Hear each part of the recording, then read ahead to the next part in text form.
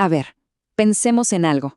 ¿Cómo puede ser que la libertad de expresión, un derecho que valoramos muchísimo, se haya convertido de repente en un arma para el odio? Suena contradictorio, ¿no? Bueno, para entender este enredo de nuestro mundo digital, vamos a usar una herramienta bastante antigua, la filosofía clásica. Para que se entienda bien de qué estamos hablando, comparemos dos momentos. Por un lado, 1983. En Argentina, con el regreso de la democracia, la libertad de expresión era, un símbolo de esperanza, ¿cierto? Pero ahora, demos un salto al presente. Hoy en día, esa misma libertad se usa muchas veces como un escudo para defender discursos de odio, racistas, discriminatorios.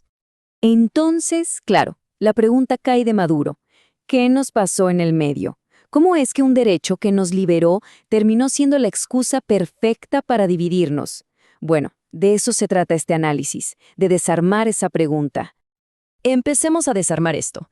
Es como si el concepto de libertad de expresión se hubiera dado vuelta por completo. Su significado prácticamente se invirtió. O sea, pasamos de defenderla con uñas y dientes como un derecho a usarla como una excusa para casi cualquier cosa. Se instaló esta idea de que todo vale, ¿no? Incluso si eso significa atacar a otras personas.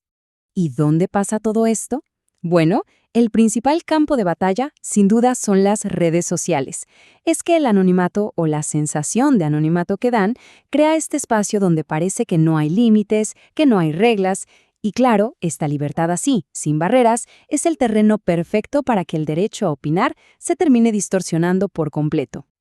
Ok, para entender bien cómo funciona este mecanismo, vamos a viajar un poco en el tiempo, hasta la antigua Grecia, porque ahí hay una herramienta que nos va a servir de clave para resolver este acertijo. Estoy hablando, por supuesto, de la alegoría de la caverna de Platón. Y esto, en pocas palabras, ¿qué es? Es una metáfora, pero una metáfora potentísima. Nos sirve para empezar a dudar de lo que damos por sentado, para preguntarnos, ¿esto que creo que es la realidad realmente lo es? Y sobre todo, ¿cómo es que llegué a pensar así? A ver, imaginemos la escena. Hay unos prisioneros que están encadenados desde que nacieron, y lo único que pueden ver es una pared que tienen enfrente. Detrás de ellos, sin que lo sepan, hay un fuego y unos titiriteros que pasan objetos delante de ese fuego. ¿Qué pasa? En la pared se proyectan sombras. Bueno, para estos prisioneros que no conocen otra cosa, esas sombras no son sombras, son la realidad, la única realidad que existe. Bueno, ahora viene lo bueno. Traigamos esta idea a nuestro mundo. ¿Cómo conectamos esa caverna de hace miles de años con el capitalismo digital de hoy? Es más fácil de lo que parece.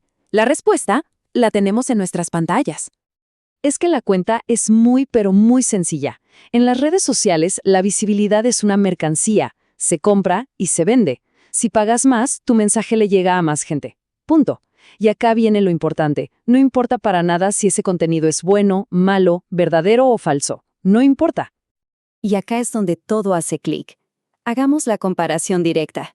Los prisioneros encadenados somos nosotros, las personas que usamos las redes. Las sombras en la pared es nuestro feed, ¿no? Ese contenido que nos aparece y que está curado por algoritmos. ¿Y los titiriteros? Bueno, los titiriteros son quienes pagan para que su mensaje se vea por todos lados y así van moldeando lo que percibimos como realidad. Y esto explica perfectamente el efecto que tiene en nosotros.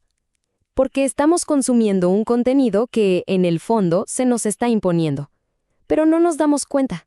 Lo hacemos parte de nuestro día a día, lo naturalizamos y terminamos creyendo que ese feed, esas sombras digitales, son el mundo real, cuando en verdad es una realidad fabricada, curada para nosotros.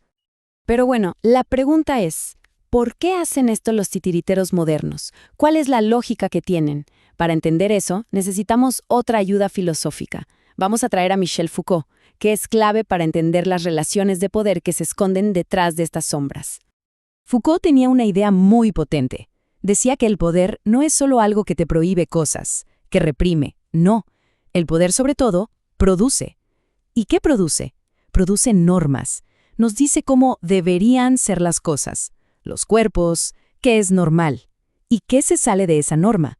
Y es justamente ahí, en esa construcción de lo normal, donde se esconden las jerarquías de poder. Y estas jerarquías las vemos por todos lados en las redes. Siempre se arman en base a pares opuestos, donde uno domina al otro. Por ejemplo, se pone al hombre por encima de la mujer. A lo blanco por encima de lo negro. Al que tiene dinero por encima del que no lo tiene. Y al centro, digamos, a la cultura dominante, por encima de la periferia. Todas estas son las estructuras de poder que los titiriteros proyectan en nuestra pared digital día tras día. Entonces, ¿a dónde apunta todo esto? A que el discurso de odio no es casual. Ataca justamente a quienes no encajan en ese modelo, en esas normas de lo que el poder define como correcto.